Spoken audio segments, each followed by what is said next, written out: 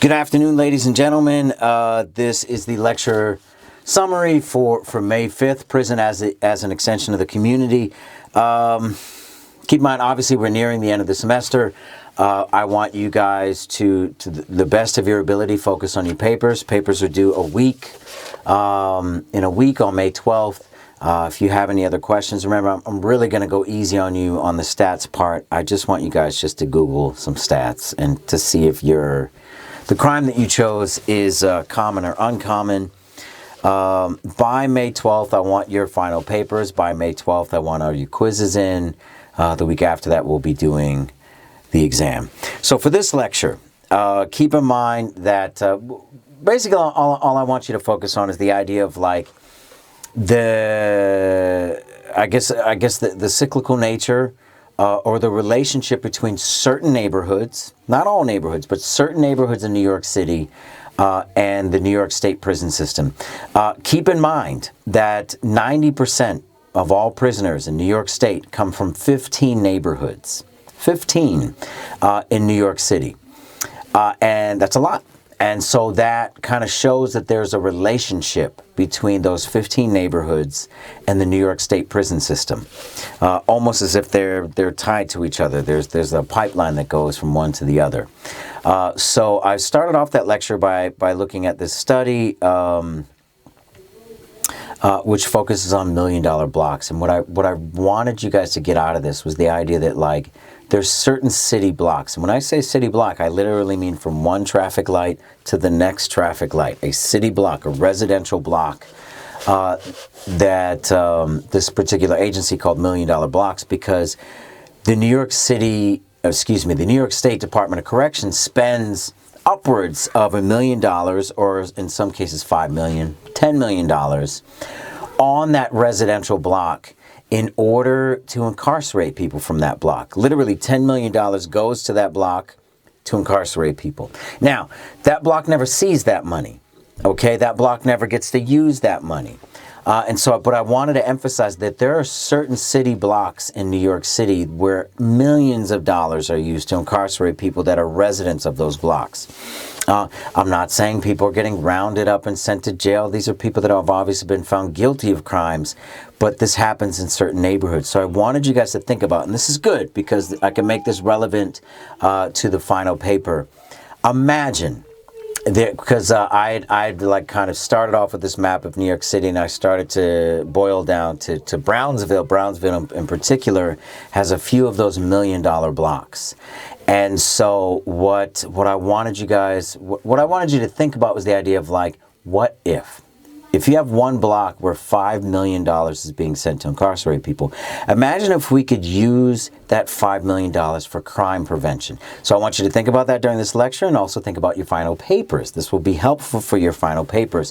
What could be done with that $5 million to prevent crime in the first place?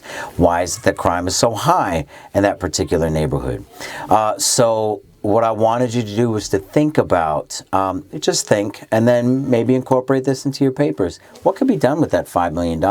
Rather than like, oh, we need more police, we need more cameras. What about community centers? What about maybe cultural centers, religious centers? I don't know, certain types of activities. So think about that. The second part of the lecture today focuses on reading by a French sociologist by the name of Louis Wacquant. Wacquant is an active sociologist today, and he came up with this idea that the prison in certain neighborhoods have a relationship with each other. And in fact, well, he uses the word ghetto. I'm not a huge fan of that word, but he's talking about basically, he defines the ghetto as a place with low median household income, poverty, high crime rates, low life chances, right? And so he says that there's a relationship. There's a symbiotic relationship between the prison and the ghetto. You know, the prison is a surrogate ghetto. And the ghetto is like a surrogate prison. They're very much related to each other. And so in this particular piece, which again I didn't have you guys read, but I was just going to teach this week, the idea that like this is a very controversial stance, that the United States of America, America has had a use, some sort of economic use for African Americans throughout American history. First was slavery, economic use, free labor. After slavery, second was cheap agricultural labor. Something that today in 2020 we could think about this in terms of how we use undocumented immigrants for agricultural labor. Number three was industrial labor, cheap industrial labor. And then once we entered a post-industrial era, suddenly there was no use for African Americans in society. So he's saying that like one place that we made a use for them was in our prison system. I'm the believer. I'm kind of a believer that our prison system is being used as a warehouse for those that we deem to not be useful in our society. That's the reality of our prison system in the United States. Whether or not that specifically targets African Americans and looks for their uses, that's for you guys to determine. But otherwise, just a controversial idea that I wanted to throw into the class. That's all. Usually I would use this for discussion, for some hot debates, etc. That's not happening today. So, thank you guys. And listen, papers are due next week. Next week I have a short lecture. Please ask me any questions. I'll try to answer them Monday and Tuesdays as best as I can. Okay? Take care, guys.